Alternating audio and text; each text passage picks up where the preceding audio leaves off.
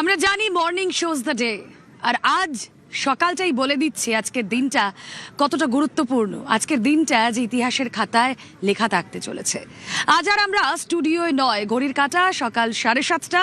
আমি রুমেলা এই মুহূর্তে রয়েছি ব্রিগেড প্যারেড গ্রাউন্ডে। ব্রিগেড প্যারেড গ্রাউন্ডের সহকর্মী সুব্রতকে একবার বলবো এখানে কর্মী সমর্থকরা যারা ভিড় করেছেন তাদের মুখগুলো একবার দেখাতে, তাদের সঙ্গে কথা বলবো। তাদের মধ্যে একটা উচ্ছ্বাস রয়েছে, তারা সকাল থেকে জয় শ্রীরাম ধ্বনিতে মুখরিত করছেন ব্রিগেড প্যারেড গ্রাউন্ড। তারা কোথা থেকে এসেছেন, তারা আজ কার বক্তব্য শোনার জন্য মুখিয়ে রয়েছেন, একটু তাদের সঙ্গে কথা বলবো। কোথা থেকে এসেছেন দাদা? পুরুলিয়া ডিস্ট্রিক্ট বেগমকুদা গ্রাম। পুরুলিয়া বেগমকুদা গ্রাম। কার বক্তব্য শোনার অপেক্ষায় আজ? আর শুভেন্দুদার অপেক্ষায়। আচ্ছা, আপনি কোথা থেকে? আমি বারুইপুর থেকে এসেছি। বারুইপুর থেকে হ্যাঁ। এসেছেন। কার অপেক্ষা? আমি প্রধানমন্ত্রী আর শুভেন্দুদাকে অপেক্ষা করছি বেশ। দেখার জন্য। এখানে যারা রয়েছেন, এখানে তো স্টল রয়েছে, ঝালমুড়ি না মিষ্টি? ঝালমুড়ি ঝালমুড়ি ঝালমুড়ি ঝালমুড়ি ঝালমুড়ি ঝালমুড়ি। এই যে একটা জয়ের আনন্দ, সেই জয়ের আনন্দে আপনারা কি বলবেন, কি স্লোগান তুলবেন?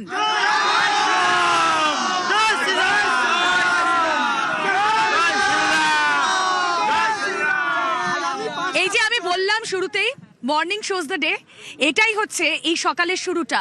উচ্ছ্বাস উন্মাদনা সবার মধ্যে তুঙ্গে, তারা স্লোগান দিচ্ছেন, তারা জয় শ্রীরাম ধ্বনিতে মুখরিত করছেন ব্রিগেডের আকাশ বাতাস। আসুন কথা বলি, সহকর্মী অর্ণব হাজরা এই মুহূর্তে রয়েছেন আমাদের সঙ্গে। অর্ণব, এই দিনটার সিগনিফিকেন্স কতটা আগামী দিনে আগামী প্রজন্মের কাছে সত্যি কতটা, সেটা বোধহয় আমরা এখনই ধারণা করতে পারছি। আজকের এই যে সপ্তাহের শেষে আমরা এসে দাঁড়িয়েছি, এই সপ্তাহের শুরুটাই বোধহয় সেই জয়ের ইতিহাস লেখার দিনটা থেকেই শুরু করে দিয়েছিল বঙ্গের রাজনীতির এক অন্য অধ্যায় লেখা, তাই না?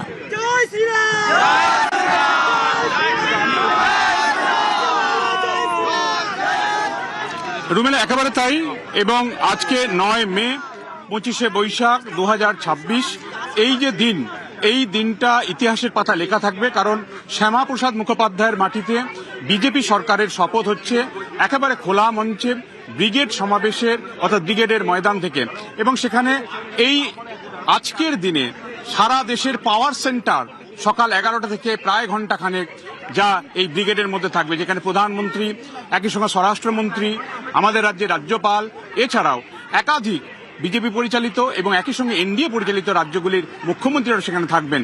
শপথ নেবেন বিজেপি সরকারের প্রথম মুখ্যমন্ত্রী শুভেন্দু অধিকারী।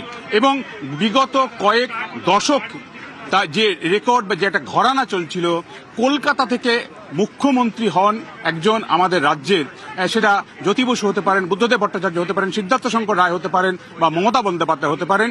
জেলা থেকে উঠে এসে কোনো একজন জেলার নেতা তিনি মুখ্যমন্ত্রী এ রাজ্যের শাসনভার প্রশাসন পরিচালনা করবেন, এটাও একটা নজির। এবং যদি সদস্য সংখ্যার বিচারে দেখো, সারা বিশ্বে সর্ববৃহৎ রাজনৈতিক দলের নাম বিজেপি। সেই বিজেপির জন্য একটা অস্বস্তির জায়গা ছিল গোটা বিশ্বে। মোদি একটা ব্র্যান্ড, কিন্তু মোদি যে পার্টি বিলং করেন, বিজেপি, যে মানুষটার হাত ধরে বিজেপির সূচনা, জনসংঘ পরে বিজেপি, সেই শ্যামাপ্রসাদ মুখোপাধ্যায় এই কলকাতায় বাড়ি, যদিও আদি তাদের এই মুখোপাধ্যায় পরিবার বলাগড়ের হুগলির বাসিন্দা ছিলেন তারা। এই বাঙালি পরিবার, বাঙালির হাত ধরে একটা তৈরি হওয়া পার্টি, অথচ বাংলায় তাদেরকে বহিরাগত শুনতে হয়। এই ন্যারেটিভগুলো তাদের ভাঙতে হয়েছে। এবং এবারের নির্বাচনটা যতটা না রাজনৈতিক লড়াই ছিল, তার থেকেও বেশি ন্যারেটিভ বনাম ন্যারেটিভ ছিল। অর্থাৎ বিজেপি এলে মাছ খেতে দেবে না, বিজেপি এলে বাংলায় কথা বলা বন্ধ হয়ে যাবে, বাংলায় কথা বললে বাংলাদেশি বলে দাগিয়ে দেওয়া হবে। এই যে এক একটা ন্যারেটিভ, সেই ন্যারেটিভকে ভাঙতে নরেন্দ্র মোদীকে ঘাম ঝরাতে হয়েছে, স্বরাষ্ট্রমন্ত্রীকে ঘাম ঝরাতে হয়েছে। জায়গাটা তুমি বলছো, আমরা দেখেছিলাম এই নির্বাচনের আগে বাংলা, বাঙালির অস্মিতা, এবং কোথাও গিয়ে একটা ন্যারেটিভ, একটা শ্রেণী তৈরি করে দিয়েছিল যে বিজেপি আসলে বাংলা বিরোধী, বিজেপি নাকি আসলে মাছ মাংস খেতে দেবে না।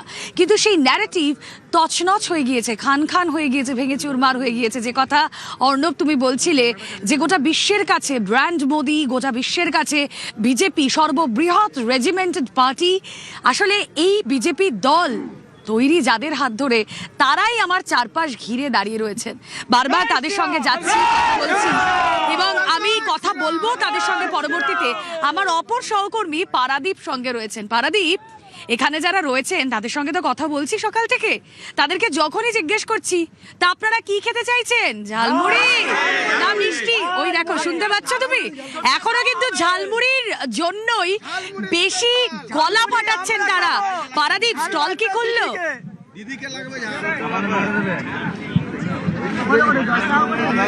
একদমই রুমেলা, বাঙালির সকাল কাতরা সাধারণত সারে রুটি তরকারি দিয়ে, কিন্তু আজকের দিনটা বাংলায় নতুন সকালের দিন, বাংলায় নতুন যে সরকারের শপথ গ্রহণের সকালে বাঙালি কিন্তু রুটি তরকারি সরিয়ে সরাসরি ঝালমুড়িতে চলে এসছে। বলা যায় ঝালমুড়িতে সেলিব্রেশন শুরু হয়েছে ব্রিগেডে। এবং এই মুহূর্তে যে ছবি তুমি দেখতে পাচ্ছ, এখানে প্রচুর বিজেপির কর্মী সমর্থক, তারা দূর দূর জেলা থেকে এসেছেন। তারা কিন্তু তাদের যে সকালটা, সেই সকালে কিন্তু সেলিব্রেশন শুরু করেছেন বা প্রাতরাশ শুরু করেছেন ঝালমুড়ি দিয়ে। রুটি তরকারি সরিয়ে রেখে ঝালমুড়ি কেন? মিটিং যাচ্ছি, তাই ঝালমুড়ি খাচ্ছি। আমাদের এই ব্রিগেডে এসছে ঝালমুড়ি। ঝালমুড়ি লুচি তরকারি ভাত মাংস ছেড়ে দিয়ে আর লুচি ঝালমুড়ি খাচ্ছি, এটা আমাদের আনন্দের ব্রিগেড। দেখো, এখানে যিনি ঝালমুড়ি বিক্রি করছেন সেখানে কিন্তু ওনাকে ভিড় করে, মানে ব্রিগেডে যারা এসেছেন তারা জল খাবারের হিসেবে এই ঝালমুড়িকে বেছে নিয়েছেন। এবং এখানে যারা ঝালমুড়ি মাখছেন তাদের ঘিরে। আচ্ছা, ঝালমুড়ি কেন? ঝালমুড়ি কেন? ঝালমুড়ি এখন মোদিজি খেয়েছে বলে আমরাও খাচ্ছি। হ্যাঁ, মোদিজি ঝালমুড়ি খেয়ে আমাদেরকে অনুপ্রেরণা জাগিয়েছে, তার জন্য ঝালমুড়ি আমরা খাচ্ছি। একদমই। এখানে তুমি দেখো, শুধু তাই নয়, ঝালমুড়ির প্রচুর স্টলও তৈরি হয়েছে।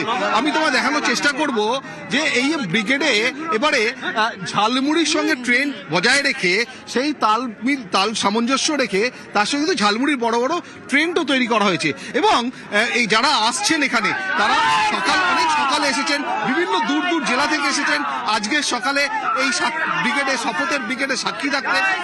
সকালটা তো খাওয়া দাওয়া দিয়ে শুরু করতে হবে। কিন্তু এসেছেন পারাদীপ, তুমি যখন ঝালমুড়ি স্টলে ঘুরছো, আমি এখানে কথা বলে যা বুঝলাম, এখানে যারা রয়েছেন তারাও কিছুক্ষণের মধ্যেই ঢু মারবেন ঝালমুড়ি স্টলে। তুমি যখন পৌঁছেই গেছো, তখন আমার জন্য একটু ঝালমুড়ি প্লিজ তুলে রেখো। এই ছবি আপনাদের সামনে সবার আগে তুলে ধরছি আমরা, নিউজ 18 বাংলা, কারণ আমি এবং আমার সহকর্মীরা তারা আজকের এই ঐতিহাসিক ব্রিগেডে চলে এসেছি। যারা বাড়িতে রয়েছেন, যারা এখানে রয়েছেন, সবার জন্য নিউজ 18 বাংলা সবার আগে পৌঁছে দেবে সব খবরের লেটেস্ট আপডেট। সঙ্গে থাকুন।